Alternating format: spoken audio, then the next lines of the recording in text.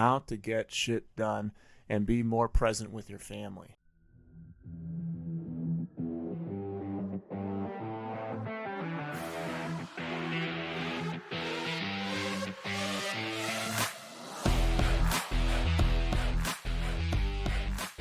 Hi, everyone. Welcome to the Rising Father Podcast. I'm Chris Rodack. This is a part 2 because yesterday I went live on Instagram and talked about how to get shit done and be more present with your family. So today I'm talking about the same thing, but it was so much. I got so many things written down as I was doing this. I was like, oh my God, I got to do a part 2. We got about halfway through. So if you want to check out part 1, go to my Instagram and look at on my live feed, how to get shit done. Part 1, we talk about physical strategies, the why, the tactical things. Today I want to review that, but I also want to go over some mental strategies and how to work while you're doing it. So for me, I recently quit my 9-to-5. I do Rising Father. I also have an online ad agency I run, so 2 different online businesses. And my day has to be scheduled out for me to run this. I have to run myself. I have a family to take care of, a house to take care of, a little dog to take care of. I've got multiple subcontractors I work with all around the world, people that I assign tasks to, people that do editing, people that do, human resources type of stuff. So I have to manage myself and manage them, but there's not a chance in heck I'm going to be able to manage them if I can't manage myself. So to start off, why do we have to be organized and disciplined? It's kind of like a boring topic. But the end result, what this all comes down to is, are we present with our families? Are we providing for them? And are we progressing in our life? And how we are disciplined throughout the day has a massive implication on that end result. What I do right now and over the next hour impacts my retirement account. It impacts what my kids are going to be like whenever they come home, how I'm going to be like for my wife when I see her later tonight, what I do the next hour. If I scroll YouTube and look at shorts and do nothing, then when they get home, I'm not going to be present and I'll be thinking about the stuff I didn't get done. I'm just going to feel sick inside, like I let myself down. So I have to be prepared. I have to be organized. I have to be disciplined to have a present evening with my family. And that is something that, like business people, this happens to you all the time. Some of us are very unorganized. Some of us are very undisciplined, and we are just riding the wave of our business and hoping things work out. We're attacking the day randomly, and we have no strategy and no control over the outcome. We're just, once again, hoping things work out for the best because they have worked out like this in the past. And we know that if we just buckled down, got more disciplined, got more organized with our day, we could reach our potential. We could be more disciplined. We could be more present with our families. We could be happier and more joyful when we're around them because we're not constantly thinking about the things we didn't get done. And some people are hyper productive. Some people are running multiple, a lot more than me, obviously. The Elon Musks of the world, the super successful people, the multi-millionaire, billionaire people running multiple businesses. It's because they figured out how to be extremely efficient. They know their routines. They delegate, automate, eliminate stuff that we're going to go through, and they can get it done. So the why. Why do we do this? We just talked about it. Be present. Make more money. Reach your potential. Be disciplined. Lead your employees. Lead yourself better. All these things are necessary. All these things can happen if you yourself become more disciplined and organized. And someone on YouTube asked me to go through my own routine. If I can remember this, I'm going to write that down. I'll go through some of my own habits and routines before we get moving. So, or in the middle of whenever we get moving. So let me review some of the stuff we went over yesterday. That was physical strategies to be disciplined and organized throughout the day, because these little things impact every part of your day. And that is, number 1, hydrate. Simple, but drink a lot of water. If you drink a lot of water throughout the day, you'll feel better, you'll lose more weight, you'll gain more muscle, and you'll be more clear-headed. So how can you impact your day in an infinite way? Just drink more water. Work out first thing in the morning if you have the time to do that. If you are, for me, And that's kind of a tricky question, like if you have time to do that, because in many people's heads, they tell themselves they don't have time to do that when they do have time to do that. I used to tell myself I don't have time to do this, but I did have time to do it. I just didn't want to do it. I used to sleep in until 45 minutes I had to get to my job. Now, this entire past year, while I was still working there, I woke up 3-4 hours before I had to get to work, did my workout, built my business, built myself mentally, physically, spiritually, emotionally, all these things before I even got to my work. So yes, I did have the time. I just wasn't willing to do it before, which is why I was held back. I wasn't willing to push myself mentally, physically. I wasn't willing to be tired every single day at first, and then I became the opposite, then became more energized. But at first, when you're starting to first wake up, you were very tired because it's new for you, and your body's like, what are you doing to me? But you realize, hey, if I have 2, 3, 4 hours before everyone else even wakes up, I can change my life during this time. It's like you're adding years onto your life. You're adding years onto your life if you can wake up before everyone else does and get these things done. And then you could say, well, what does it matter if I go to sleep early or wake up early? Like if it's at the beginning or end of the day, it doesn't, as long as you're using your time efficiently. So that is up to you. You don't have to wake up early. If you are hustling at the end of the night and you're super focused and you're getting work done at the end of the night and you sleep in longer, then great. If you're hitting your goals and you're progressing and you're keeping the promises to yourself that you made, then good. You're doing exactly what you want to do. There's no reason to change that. But you have to be honest with yourself. Don't tell yourself that and then do something else. If at the end of the night you have 3 hours where you're just vegging out on the couch watching Netflix and you're staying up from 8 to 11, you just sit on the couch and watch Netflix, then yeah, I would go to sleep earlier at like 9, and then I would wake up at 4 or 5 and be focused then. Don't wake up at 4 or 5 and watch Netflix, because that's why it matters, because you're never going to wake up earlier to watch TV. If you do, you're just crazy. You're not going to want to, because when that alarm goes off in the morning, you want to go back to sleep. You're not going to wake up to sit on the couch, because even if you do that, you'll fall asleep. That's the difference. So fall asleep earlier. Take some melatonin if you have to. 9:30 is when I go to sleep. I'm up 3:45, except today. Today was just a really messy morning and everything got screwed up. But try to wake up earlier. Try to use that time. Work out in the morning. Sorry, I went on a tangent about waking up early. And then I was talking about yesterday about taking naps. I take a couple power naps a day, 7-10 minutes long. I do have caffeine. I try to drink one of these a day, Celsius. That's my go-to. I like it a lot more than coffee, though I still like coffee sometimes. But if I'm really tired, if I find myself dragging, usually it's after lunch, it's 1-2 o'clock, I'll take a 7-10 minute power nap. I feel great. Much better than just chugging down some caffeine as I'm tired. So for me, the power naps work, and we talked yesterday about Matthew Walker and the science behind taking naps and how it recharges your brain. So naps. Also exercise breaks. Every single day in the middle of the day, I go on a 30-minute trail run with my dog. So for me, I do work all morning. I work out. A lot of my day is done by that point, but I still have more stuff to do. So I need to recharge, and I need to get energy back. I also want to get some cardio in. I want to clear my brain, clear the stress that's accumulated throughout the day. So I take a midday exercise break. And for me, we have an amazing park by my house. I just run through the forest for 30 minutes with my dog. Take videos of him interacting with deer. I post them on Instagram. So exercise breaks are amazing. They don't have to be a 30-minute trail run. It could be you just walking outside and going around. Sometimes instead of my little 7 to 10 minute power nap, I'll go outside and just throw the ball around in the yard in the sun with my dog for 5 minutes. And that's enough to get me back on track.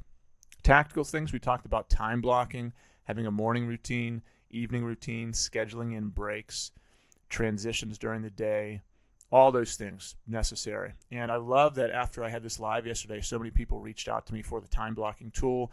I gave them their own copy, and people are showing me that they're using it. Like one guy in our group showed me this morning. He's like, look, he has his entire week just completely time blocked. That's amazing. Can you imagine the the mental clarity and peace you have seeing your week and seeing what you're doing the entire time, it's amazing. You feel so good. You feel so relaxed. It is a great feeling to know that your week is taken care of, that you don't have to even worry about it. You can see the progress. You can see I'm working out every day. You can see I'm spending family time every day. You can see that you are making sales calls every day. You can see your income go up. You can see your body go up. You can see your mind going up, your family going up. All these things, you can see the progress into the future because it's already planned out. Instead of the alarm going off in the morning and you saying, what am I going to do today? That is like being on a ship with no rudder. You're on a raft, you're thrown out into the ocean, and you're just floating around because you have no direction. You're not going towards the lighthouse. You have no rudder steering you. The waves are just moving you around. That is waking up with no plan, waking up with no schedule, no time blocking, no routines. The alarm goes off and you say, what is the day going to do to me? What is going to happen today? How am I going to react to the world? Instead of, I have a plan. I'm going to do this to the world. I'm going to inflict myself on the world because I already have a plan. I already have a goal. I'm moving in one direction, and other people can move out of my way because I'm going there. That's the difference between time blocking, having a schedule and routine, and just winging it. So if you don't do any of these things, like I always say, start small with one thing. If you do none of these things, if you do nothing I talk about today, because all the things I'm talking about today are a lot. There are things that might be 20, 30 things that you could do to be more efficient, save time, get more done, be more present. If you do none of them, just try to wake up an hour earlier tomorrow. That's it. That's a win. That's a massive thing you'll do better tomorrow than you did today.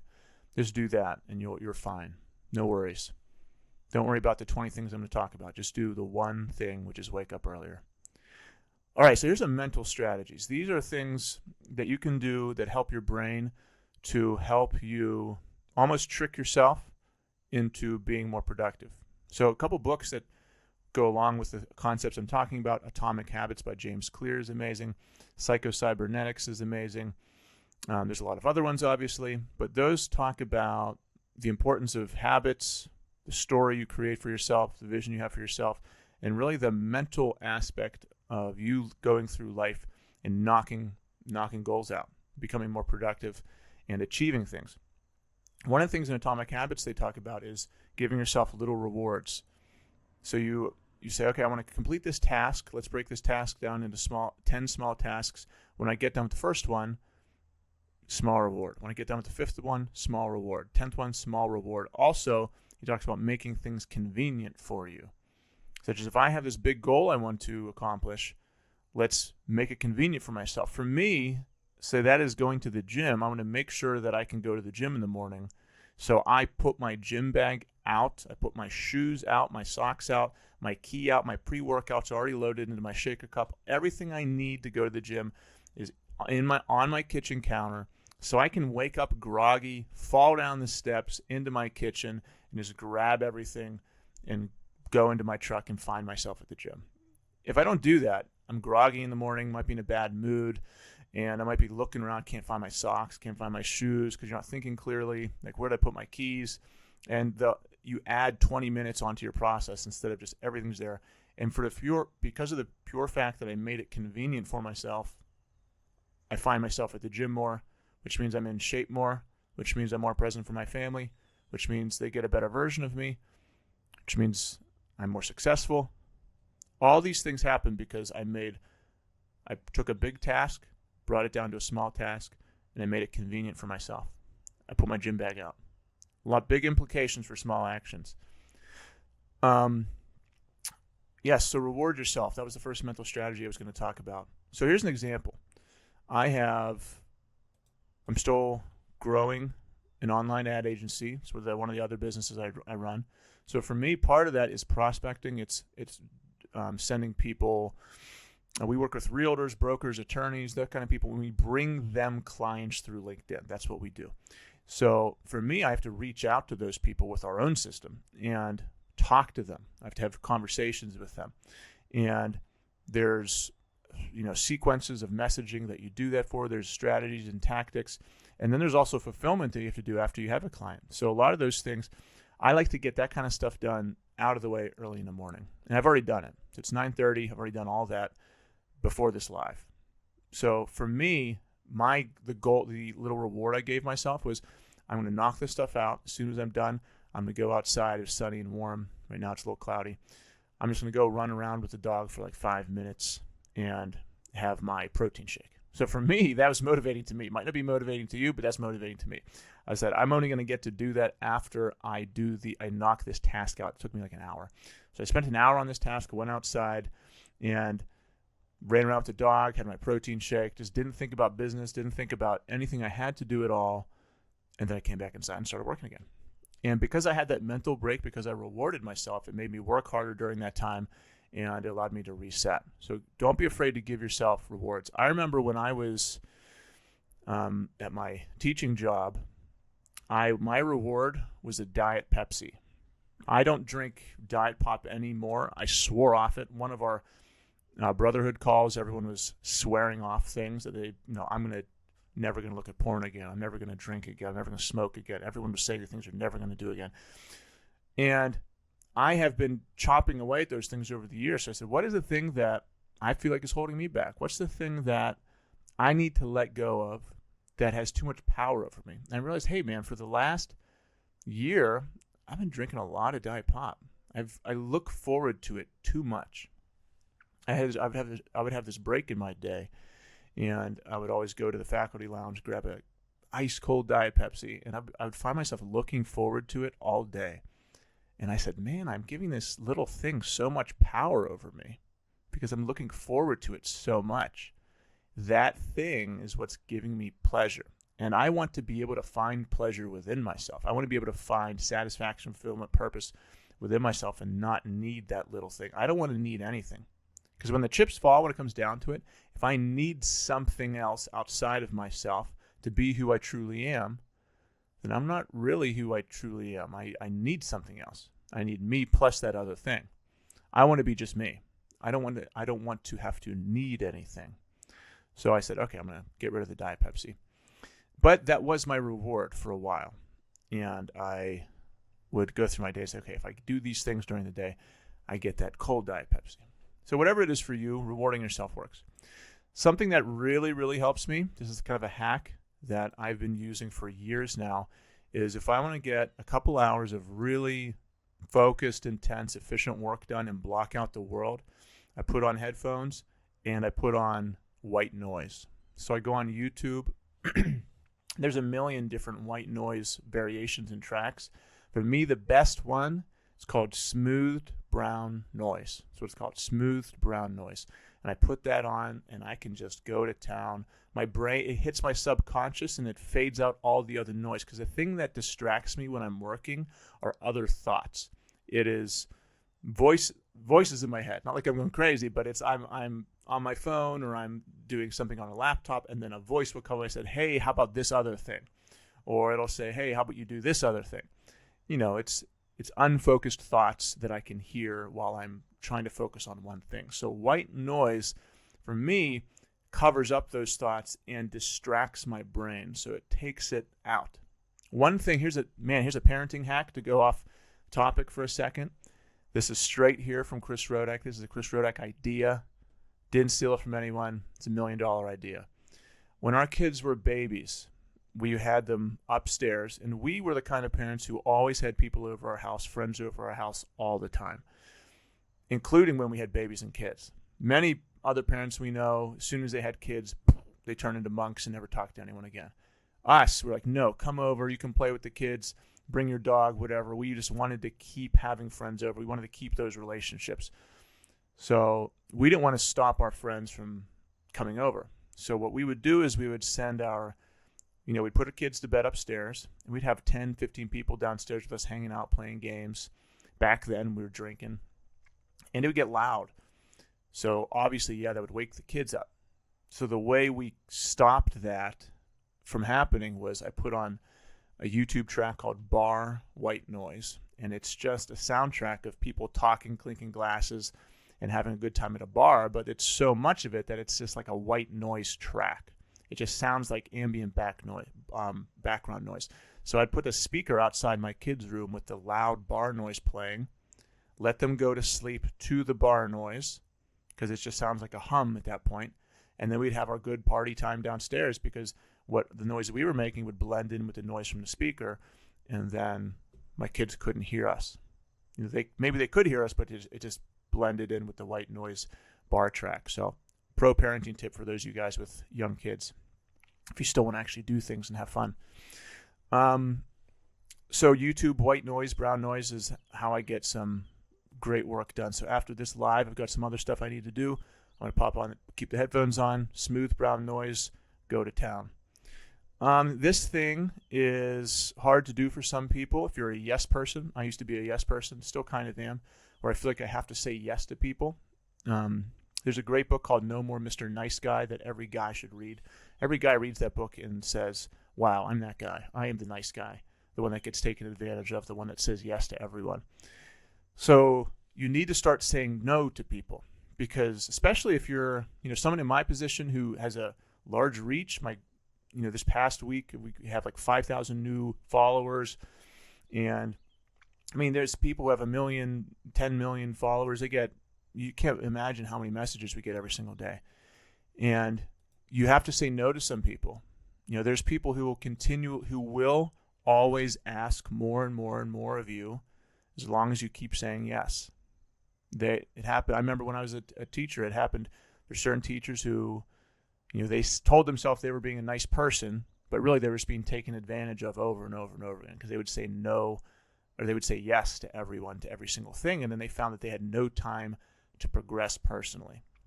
So you have to say no to people. To say, what are my priorities? I want to provide for my family. I want to be a good role model to my family. I need to be a good business leader. I need to be a good role model for my community. And whatever your priorities are, you have to lay them out. You have to know what they are at all times. And then if these other things don't fall into that, you have to say no.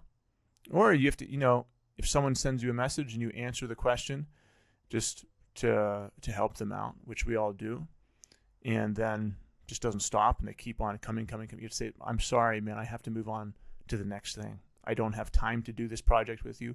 I don't have time to, I can't spend 30 minutes of my day giving you free coaching.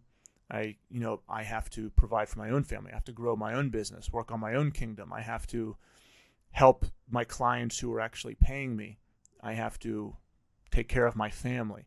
So at some point you have to say no to people to grow yourself in a nice way. You can always do it in a nice way, in a professional way.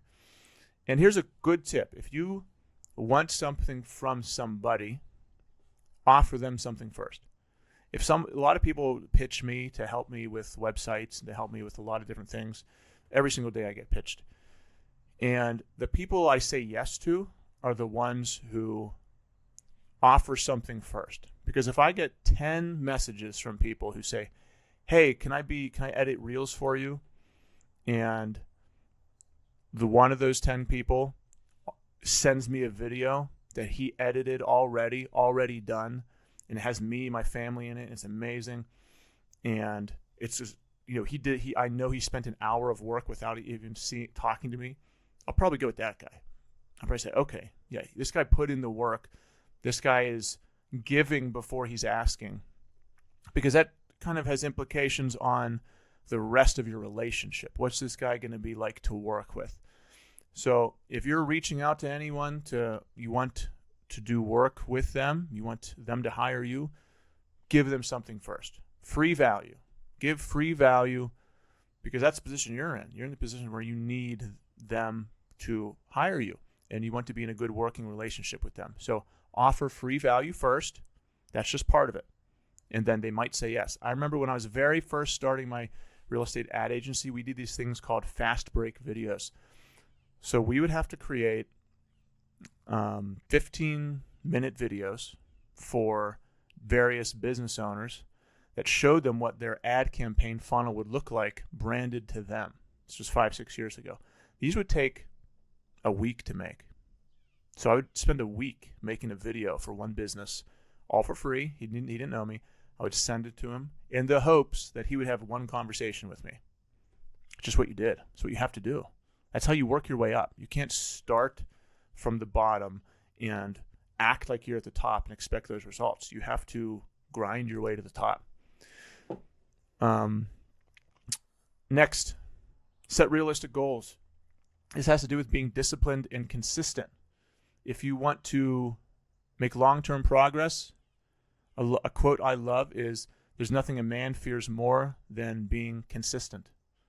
Consistency is a thing that men fear more than anything.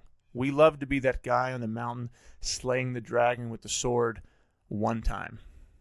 And then we want to talk about that one time for the rest of our life and have a song made about it, have the sword up on the mantle forever, have our name carved into the church. So, and then we want to relax for the rest of our, that is what we want to do.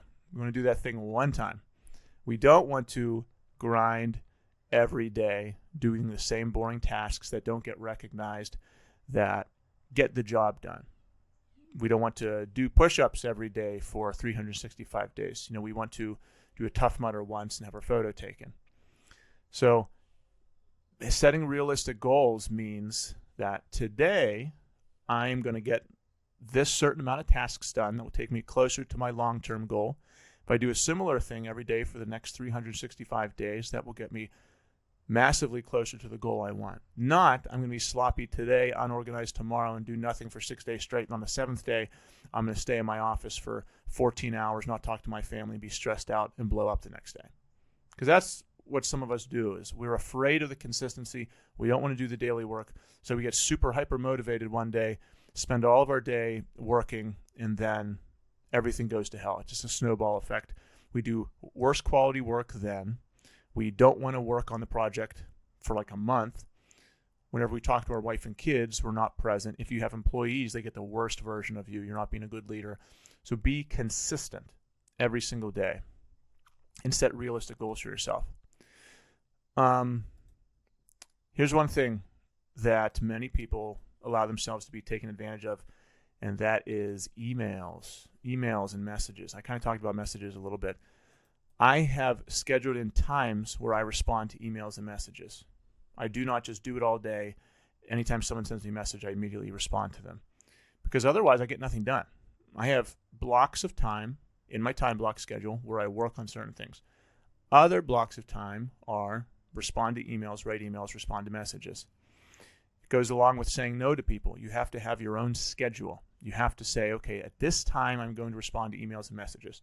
If I'm in the middle of a project that I have to be focused and working on, I get a message, I don't care who it's from, I can't respond to it. It has to wait until my respond to message time comes up.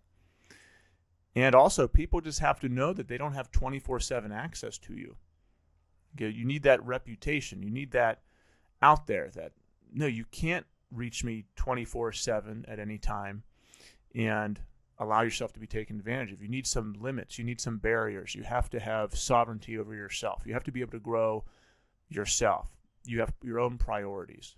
So for me, I have, okay, at this time I will respond and answer emails, and then the rest of the day, I don't. Maybe it's 2 times a day, morning and afternoon, whatever it is for you. It's not a all-day thing. That is very inefficient, because it's like multitasking instead of single tasking. Every single project or task you have gets distorted. It gets chopped up. You can't focus on one thing because all these emails and all this stuff keeps on coming into your face. So schedule out exactly whenever you're going to do these. All right. Lastly, how to work when it's time to work. The mental strategies help you do this better, but when it's time to work, you work efficiently. You put all the distractions away. If social media is part of your business, like it is for me, then yeah, you have to be on your phone. You have to be on the computer, and that's part of it. So you have to be able to do that without being distracted. When it's break time, it's break time. You don't think about business. You don't do business. You just relax. When I'm on my lunch break and I'm taking a hike through the woods, I'll take some videos because I like taking videos and documenting it, but I'm not going to be doing business work during that time. It is my time to reset so that when it is business time, I am better. If I'm thinking about business and doing business stuff while it's my relaxed time, then when it's time for me to come back to business stuff, I'm worse at it. I am not as focused. I'm not as efficient because my brain didn't get that chance to relax. It's like not taking that nap. I need that power nap so my brain can be relaxed and my brain can recharge. That's why we need those things. Last thing, schedule your day for energy when you need it. If you're in sales, you'll have calls that you need energy for. You might have presentations you need energy for at work. So schedule your breaks, food, workouts, everything in your day to give you the most energy for whenever you have to show up the best. So what's important in my day? Okay, I need to schedule my day around those things. So I have this really important sales call at 11 o'clock. I need to make sure, maybe I'll take a 5-minute power nap at 10 o'clock, have a cup of coffee before that, make sure my workout's in, make sure I'm not starting a task at 10:30 that I'm going to be mentally broken before I go into my sales presentation. So schedule your day for energy for the things that matter. Also, schedule your day for energy for whenever you see your family at the end of the day. When your family comes home, that is not the time for you to be all your energy expended and you're done. For me, sometimes if I can make it throughout the first half of the day without chugging some caffeine, I'll take my energy drink 30 minutes before my family gets home so that I have energy for them, so that I am not, down and just mentally drained. Before they come home, if I haven't had my Celsius or cup of coffee that day, I'll take it then so that I have energy for them, so that when my son comes out, I can start running around with him on the grass and I'm ready to go. So schedule your day, use energy as you need it, and work that into your plan. All right, guys, that was a lot. If you do all those things, you can absolutely transform your life. This is part of what we do in our program, in our Rising Father program. It's all about just becoming a better man. It's about becoming the best man you can be. Guys are having breakthroughs in their business, in their health, in their fitness, in their marriage, in their parenting. And this is part of it. Being disciplined, being organized, scheduling out your day, that is part of becoming a better man. That's part of becoming the leveling up, being a rising father, being the absolute best person you can be, is that boring, professional, adult stuff. It's the stuff that we don't like to do, especially if we're creative. Especially like I was a musician. I am a musician. I went to school for music. I would just love to play my saxophone on a mountaintop all day and just create and paint pictures. But I can't do that. I have to buckle down and be an adult. So that kind of stuff is not fun. But you have to be good at it if you want to do more of the other stuff. And you want to provide a life for your family where they can do those things. You have to buckle down and do these things. Awesome, guys. Hope you enjoyed that live. And this is the Rising Father podcast. This will be out probably next week.